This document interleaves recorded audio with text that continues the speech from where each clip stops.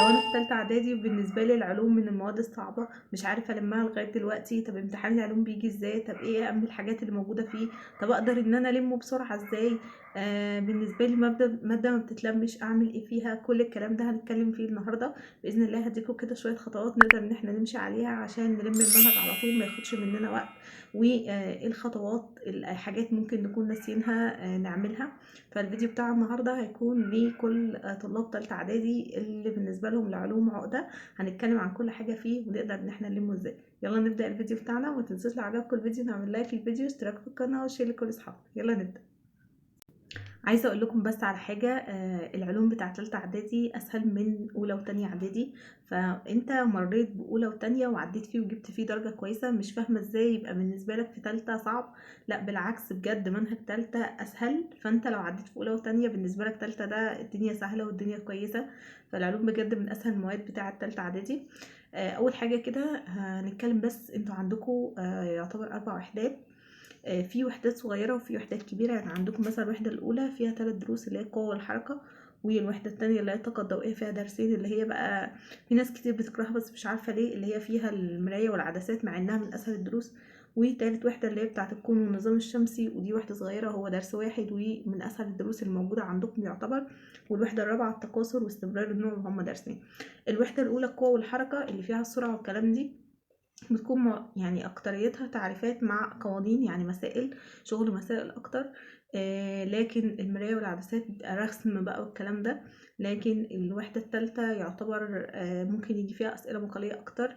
الوحدة الرابعة بتاعة التكاثر برضو فيها مسائل. أول حاجة، أنا أقدر إن أنا ألم المنهج إزاي. الفيديو هيكون مقسم لجزئين: الناس اللي خلصت تعمل إيه، والناس اللي مش مذاكرة فيه حاجة تعمل إيه.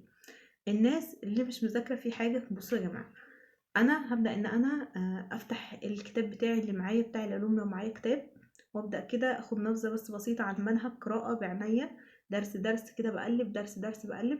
وبعد كده هسيب لكم لينك ملزمه. الملزمه دي ملخصه العلوم كمفاهيم وكدرس درس، تلخيص كويس، يعني في قوانين، في مصطلحات، في تعريفات لو في اي حاجه، ومدي ملخص لحاجات كده، ولو في مقارنة عاملها في جدول. فالملخص ده يعني شفته كويس.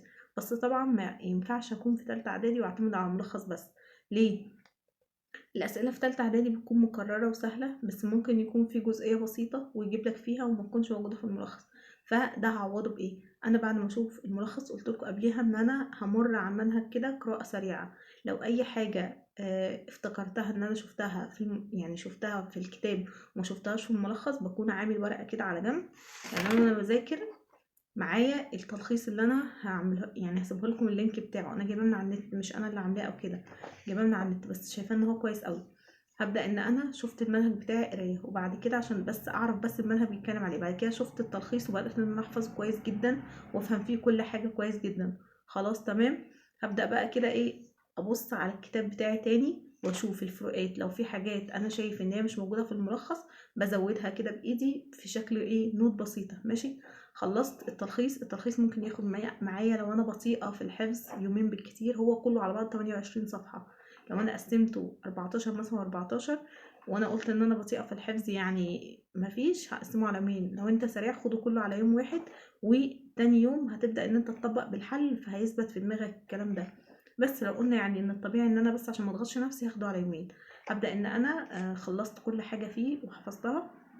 بدأت ان انا افهم القوانين بتاعته وكل حاجة شفت في الكتاب الاساسي، ورحت عملت لنفسي كده ورقة فيها حاجة اسمها النوتس بتاعتي عشان ليلة الامتحان هي دي اللي هراجع منها. طب النوتس دي بكتب فيها ايه؟ الحاجات اللي مش عايزة تثبت في دماغي، الحاجات اللي انا شايفاها بالنسبة لي صعبة او مش فاهمة فيها حاجة، عشان ارجع لها من الكتاب الاساسي واشوف اصلها كانت ايه واحاول ان انا افهمها بتفصيل اكتر. لو حاجة أنا حاسس إن هي برضو معقدة بالنسبة لي أقوم كاتباها. فالنوتس دي أو الملخص ده مش المنهج كله، لأ، ده كده في الحاجات اللي بالنسبة لي أنا مش ثابتة، اللي بالنسبة لي أنا هكون عاوز إن أنا أبص عليها مرة واتنين وتلاتة. فهو ده اللي هكتبه في الملخص في الورق ده. أنا خلاص خلصت الملخص اللي أنا هحط لكم اللينك بتاعه في أول كومنت. وخلاص شفت الفروقات ما بين الملخص والكتاب الأساسي وخلصت كل الكلام ده. ايه الخطوة الأهم من كل ده؟ الخطوة الأهم من كل ده الحل. بص بقى، الحل مش هيكون على كل درس، الحل هيكون على المنهج كامل. أحسن حل تحلوا منه الأيام دي المحافظات أو الاختبارات. في كتاب الامتحان، لو انتوا مش معاكم الكتاب هسيب لكم الاختبارات برضو في PDF موجودة في الكتاب. هتبدأوا تشوفوا المحافظات اللي كانت بتاعت السنة اللي فاتت ونبدأ نحلها محافظة محافظة. أول محافظة هتلاقي نص الأسئلة مثلا واقف معاك، هبدأ إن أنا أشوف الإجابة بتاعته وأحفظها أو أفهمها لو هي فهم. على المحافظة التانية هتلاقي إن ربع الأسئلة واقف معاك، مش مشكلة، هبدأ إن أنا أشوف الإجابة بتاعته وأبدأ إن أنا أحفظه. ولو في سؤال أنا برضو مش تمام أو مكاتباه في الورق بتاعي أزوده على الملاحظات بتاعتي. على المحافظة التالتة تلاقي نفسك واقف معاك سؤال 2. على المحافظة الرابعة هتلاقي المحافظة معاك 8. فزي ما قلتلكوا الحل الأسئلة بتتكرر، هتلاقي الدنيا ماشية كويسة معاك مع مرة واتنين وتلاتة.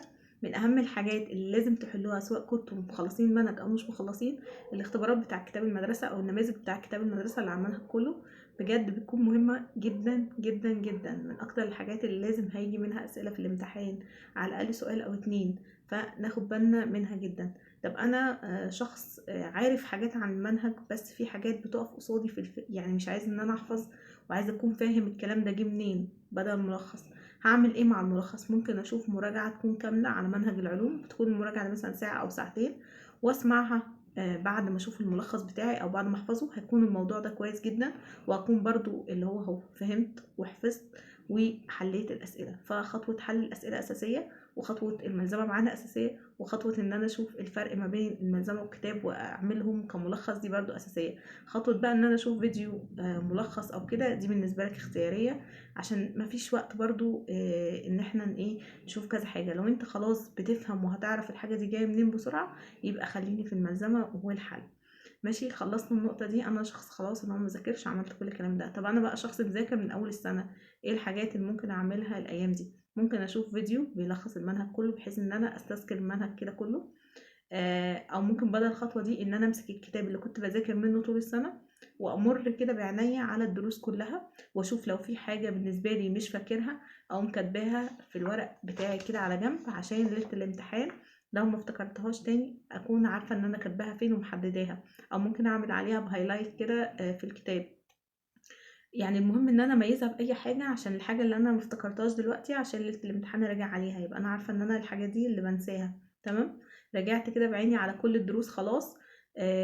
كتبتهم في ورقه الحاجات اللي وقفت معايا، او شفت الفيديو زي ما قلنا. هبدا بقى في خطوه الحل، وحل بقى براحتك على حسب ما انت عاوز تحل قد ايه. بس انا بالنسبه لي 10 محافظات بيكونوا كافيين قوي. وطبعا ممكن النماذج بتاع كتاب المدرسه اللي قلنا دي الاساسي معانا.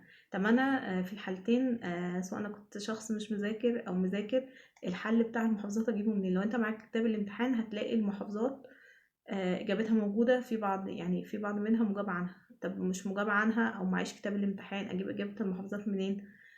على اليوتيوب لو كتبت محافظه القاهرة امتحان علوم كتاب الامتحان، هتلاقي ناس بتحل خطوة خطوة وبتقولك الإجابة جت منين. فأنت يعني في الحالتين هتلاقي الإجابات.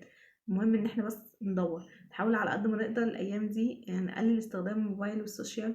يعني لو انت مثلا الملزمة اللي أنا هديها لك دي بلاش إن انت تستخدمها مع الموبايل، ممكن أي مكتبة جنبك تنزل تطبعها وتستخدمها كورق وتذاكر منها كورق، عشان ما يبقاش في ايدك الموبايل وبتذاكر منه وتلاقيه بقى اشعارات جت، ده مش عارفه ايه اشعار من مين، ده صاحبي بعت لي ايه، وابدا بقى ايه امسك الموبايل وقت طويل على كل الكلام ده واسيب الملزمه اصلا. فنحاول على قد ما نقدر، لو احنا نقدر نطبع الحاجات دي نطبعها ورق، مش هتكون مكلفه بجد خالص، لان 28 ورقه يعني مش هتعمل 15 جنيه، فممكن ان احنا نطبعها احسن. وكذلك برضو في الكتب وكل الكلام ده لو نقدر ان احنا نصور من زميلنا الجزء بتاع الامتحانات والجزء بتاع الاجابات هيكون كويس جدا.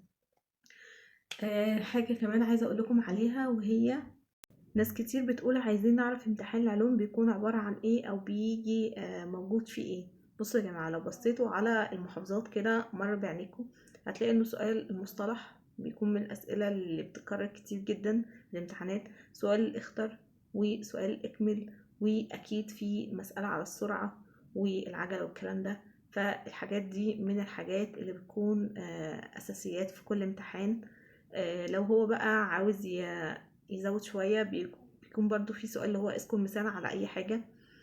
يديك اسئلة وصل، ممكن يديك سؤال فيه رسمة وبيسأل عليها. ففي امثلة كتير يعني للاسئلة وانواعها واشكالها.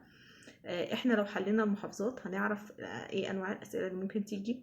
الامتحان اللي هيجيلكم هيكون فيه منه 90% من الاسئله اللي انتوا حليتوها، وممكن 10% او 5% من الاسئله اللي انتوا ما حليتوهاش او ما اتكررتش او ما جاتش يعني على عينيكوا قبل كده، او ما حليتوهاش قبل كده. وده احتمال بسيط جدا. وممكن يكون الامتحان كله 100% من المحافظات اللي انتوا حليتوها، لان امتحانات تالتة اعدادي من النوع المتكرر. وعايزه اقول لكم ال5% او ال10% اللي هيجوا وانتوا ما شفتوش مثلا منهم قبل كده، هيكونوا برضو من المنهج، بس ممكن تكون حاجه، يعني حاجه انت عارفها بس جايلك بصيغه تانية. فبجد امتحانات تالتة اعدادي من الامتحانات اللي سهل جدا ان انت تقفلها، بس المهم ان انت تذاكر صح. دي كانت النصايح بس اللي انا عايزه اقدمها لكم النهارده. عايزاكم بس كده اهم حاجه تركزوا في الايام دي وتستغلوها يعني احسن استغلال تقدروا عليه. نحاول على قد ما نقدر نستغلها كويس ونذاكر فيها كويس، وباذن الله ربنا هيكرمنا. ما نوترش نفسنا اكتر، سواء لسه خلصنا او ما خلصناش او كل الكلام ده. طول ما انت بتعمل اللي عليك، وطول ما انت الايام دي بتتعب، هتلاقي باذن الله النتيجه المجهوده. نسيب بقى من موضوع انا عايزه ادخل ثانوي عام دلوقتي، انا عايزه ادخل تمريض وكل الكلام ده، ومجموع الثانوي العام من كام. الحاجات دي كلها بتتغير كل سنه، فما نشغلش بالنا بالكلام ده ونسيب الموضوع ده لوقته. فنخلينا دلوقتي بس في المذاكره، وان احنا باذن الله نجيب درجات كويسه في الامتحان بتاع نص الترم. فربنا معاكم وربنا يوفقكم. لو عايزين تسالوا اي سؤال سيبوا السؤال في الكومنتات، وما تنسوش تعملوا لايك. وكمان بسيب لكم لينك الانستجرام بتاعي، لو عايزين تتابعوني، عايزين تسالوني على اي حاجه على الانستجرام ابعتولي هناك، وباذن الله هرد عليكم. يلا باي، اشوفكم في فيديو جديد.